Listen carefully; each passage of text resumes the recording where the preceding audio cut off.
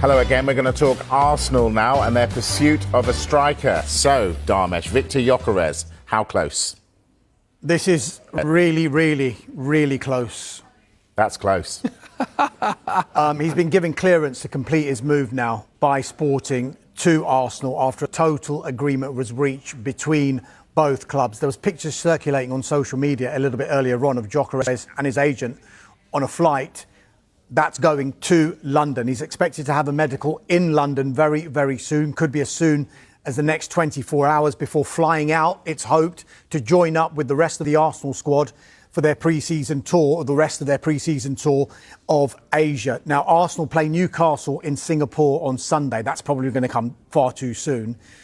But then they face North London rivals Tottenham Hotspur in Hong Kong on Thursday. I just wonder if they can get it all done in time and if he's match fit enough to play a part in a North London derby. It would be absolutely fantastic. But whether he does play or not, Mikel Arteta's aim is to integrate all of his new signings within his squad as soon as possible. And in a pre-season tour environment, that would be best. Just a reminder of the deal. Arsenal set to pay £55.1 million as a guaranteed payment, plus £8.7 million in performance-related add-ons. That's where there were all sorts of issues, but it now seems that Sporting believe that they're going to get the full whack eventually because they feel that the conditions of these performance-related add-ons are very, very achievable. Yeah, we're going to look at the performance-related add-ons because we don't tend to get an insight into these and what they look like. We tend to hear of trophies or league winning or goals scored, but this is the breakdown of the add-ons for Viktor Gyokeres. And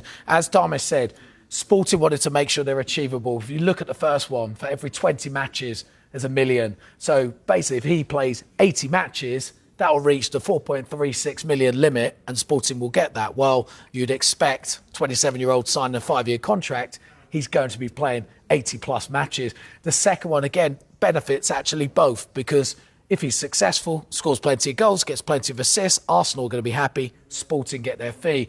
And again, the third one, very achievable considering Arsenal have come second in the Premier League the last 3 seasons, qualifying for the Champions League. And again, if they do that for the next 4 seasons, then Sporting will get their money. So really intriguing that this is over the line. And I must mention as well, he'll be wearing the number 14 shirt at Arsenal. Slightly iconic, shall I say, with Thierry Henry sporting that Arsenal's leading scorer of all time. Well, when they get the deal done, he'll be Arsenal's 6th signing of the summer. And after 3 consecutive seasons finishing second, Mikel Arteta wants his players to embrace the pressure of going one better in this coming campaign. Well, that pressure is a great word, and I think that means that there is belief in our ability to achieve what we want to achieve, and we've been very, very close the last 3 seasons. And the small things are going to decide whether we achieve that or not. But what we have to make sure that we don't lose sight of what we have to do daily to get to the levels that we want, to set the demands that we want within the squad, because that's the most important one. The internal demand has to be always exceeding any external demand. And that's what we are trying to achieve every single day. Are they done after Gyokeres then? Not necessarily. I think the focus for Arsenal will be on player sales for a little while. Reece Nelson's in talks over a deal to go to Fulham on loan, while the 2 clubs are. He's still out in Singapore with the Arsenal squad.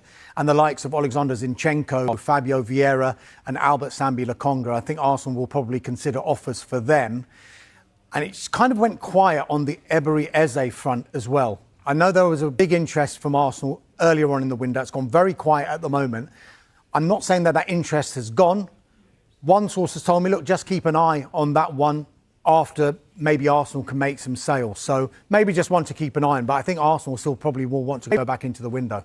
And I would say that position, the left-hand side, which is something Arsenal have wanted to strengthen in this transfer window, is probably the only place you would say Arsenal are lacking now. They've built a really strong squad. They needed the depth in their squad because of what happened last year with the injuries. Dismantled their season, left them, 10 points behind Liverpool at the end of the Premier League campaign. Couldn't cope when they lost the likes of Bukayo Saka, but now have Noni Madueke to come in. He can also play on the left-hand side, and I think they need more impetus on that left-hand side. So I'll be intrigued to see what happens with Eze. But they've bolstered their midfield when they've had outgoings, the likes of Partey and Jorginho. They've brought in a defender to provide more competition. If you look across that whole pitch, it looks pretty good. Yeah, indeed. All right, we're going to take a break. When we come back, you're going to hear about every single Premier League club. See you in a moment. All right, let's hear from Eriksen's Danish teammate, Christian Norgard. Now, he's getting to know his new Arsenal teammates after being offered an opportunity he just couldn't turn down. Yeah, there's a lot of competition, but for me, it was a chance to represent Arsenal at the age of 31. I was coming to a later stage of my career, and I signed a new deal with Brentford. But when the interest came from Arsenal and my first talks with Mikel, it was very clear to me that I would do everything to be able to play here, because to get this adventure, to be part of a team that has so big ambitions, is for me amazing step to take this stage of my career. Last season, again, we learned that with the depth that we had in the squad, the numbers in the backline, it wasn't enough. And Christian is going to help us a lot in that. He has different qualities that what we have in the backline. He's going to add huge amount of hunger, because he's so willing to come here and contribute to the team. And we have to give him a little bit of time to pick the ideas and to adapt here, but he's got great qualities to make us better. So he's in. Fulham looking at an Arsenal player. Who's that? Yeah, we mentioned it before. Fulham in talks with Arsenal still over the signing of Reiss Nelson. Formal approach is expected to Chelsea as well over their midfielder Kiernan Dewsbury-Hall. They're also keeping an eye of Fulham on Raheem Sterling's situation at Chelsea. They're listening to offers for Sterling. Chelsea, that's no secret. That he had him on loan at Arsenal last season, didn't really work out for them. He's back at Chelsea now, but he's only got 2 years left on his contract. I think Chelsea would want to do some business on Sterling, but that one looks like it could be revisited later in the window, because I think the focus at the moment seemingly is on trying to get this deal done for Reiss Nelson and maybe seeing if they can get Dewsbury-Hall as well.